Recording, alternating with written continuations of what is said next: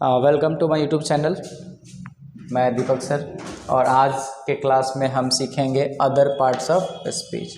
तो लास्ट 4 हमने नरेशन का लेक्चर दे दिया है, ये हमारा 5वां है अदर पार्ट्स ऑफ स्पीच। ठीक है, चाहे आप क्लास 6th में हो, 7th हो, 8th हो, 9th हो, 10th हो, 11th हो, 12th हो या किसी भी गवर्नमेंट एग्ज़ाम की अगर आप तैयारी कर रहे हैं तो इसमें ये क्वेश्चन आता है। ठीक है, ये क्वेश्चन आता है। देखो अदर पार्ट्स में होता है क्या, जैसे हमने टेंस पढ़ा उसके बाद ये other parts of speech. Other मतलब एक्स्ट्रा वर्ड, जैसे देखो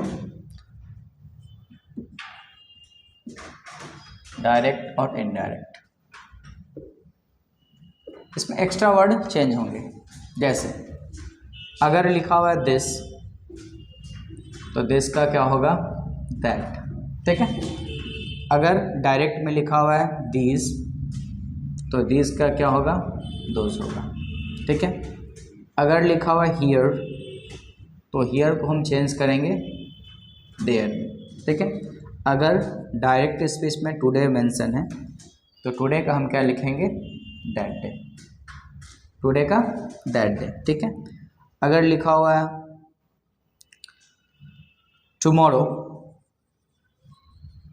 ठीक है, TOMORROW, तो टुमारो का क्या होता है, टुमारो मतलब अगला दिन, यानी द नेक्स्ट डे या the following day, following day. ठीक है, टुमारो के लिए हम यूज़ करेंगे द नेक्स्ट डे या द फॉलोइंग डे। अगर रहेगा द डे आफ्टर टुमारो, जिसको हम क्या बोलते हैं, मतलब एक दिन के बाद, यानी कल तो हो गया टुमारो और उसके बाद तो क्या हो जाएगा 2 दिन बाद, है ना। तो इसका मतलब है कि इन 2 डेज टाइम, जिसको हम परसों बोलते हैं ना। तो this that this those here there today that day tomorrow the next day या the following day the day after tomorrow, इसका मतलब 2 डेज टाइम, 2 डेज टाइम। पहले इसको लिख लीजिए, ये भी बहुत इजी है और आसान सब सीख जाएंगे। पहले इसको नोट कीजिए फिर हम आगे बताते हैं।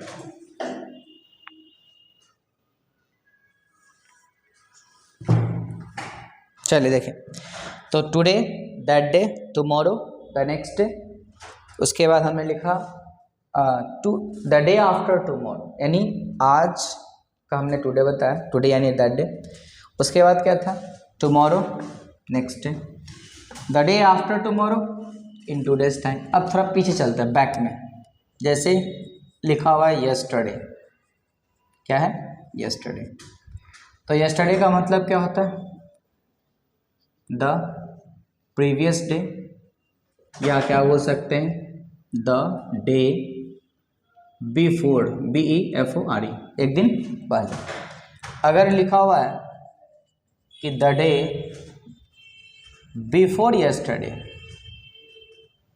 बिफोर यस्टरडे, अगर सपोज कि आज वेंसडे हुआ तो यस्टरडे क्या होगा ट्यूसडे, और हम द डे बिफोर यस्टरडे क्या कहेंगे मंडे। ठीक है, तो इसको हम कहेंगे 2 डेज बिफोर, 2 डेज बिफोर। अगर लिखा हुआ है नेक्स्ट वीक या ईयर तो हम किस में चेंज करेंगे नेक्स्ट को द फॉलोइंग वीक या ईयर। अगर लिखा हुआ है लास्ट वीक या ईयर तो हम चेंज करेंगे द प्रीवियस वीक या ईयर। ठीक है, अगर लिखा हुआ है अ ईयर अगो, यानी 1 साल पहले, इसका मतलब क्या है अ ईयर बिफोर। ठीक है, तो ये कुछ एक्स्ट्रा यानी अदर पार्ट्स ऑफ स्पीच में ये टॉपिक आता है। अगर डायरेक्ट में ये लिखा हुआ है तो इनडायरेक्ट में ये चेंज करेगा। इसको आप नोट करो, फिर इसके बाद मैं आपको एक्सरसाइज बताऊंगा यानी क्वेश्चन। अभी हम एग्जांपल देखेंगे और सॉल्व करेंगे। चलिए देखिए, अभी हमने सीखा कि अगर डायरेक्ट में अदर पार्ट्स ऑफ स्पीच हो तो इनडायरेक्ट में कैसे चेंज करते हैं। तो आपको रूल नंबर 1, 2 याद होना चाहिए। जैसे क्या, हमने आपको पर्सन बताया था वो टेबल वाला, फिर उसके बाद हमने टेंस बताया था। अब इसमें दोनों आएगा, क्यों? क्योंकि रिपोर्टिंग वर्ब पे आप ध्यान देंगे। देखिए ही, ये क्या है? सेड। सेड के बाद ऑब्जेक्ट तो है नहीं, तो सेड का हो जाएगा said. Inverted comma change into that. First person according to subject क्या होगा? ही होगा। आई के साथ वांट, ही के साथ वांटेड। ठीक है, wanted. 2 + V1 infinitive, no change, stay. अब देखो टेबल में देखो, हियर का क्या हमने अभी बताया? हियर का होता है डियर, और दिस का दैट, मॉर्निंग। ठीक है, दूसरा सी सेड दैट। दिस का दोज, नाउन है फ्लावर्स, नो चेंज, फ्लावर्स का फ्लावर्स ही रहेंगे। ये देखो आर है, बदलेगा ना किसमें?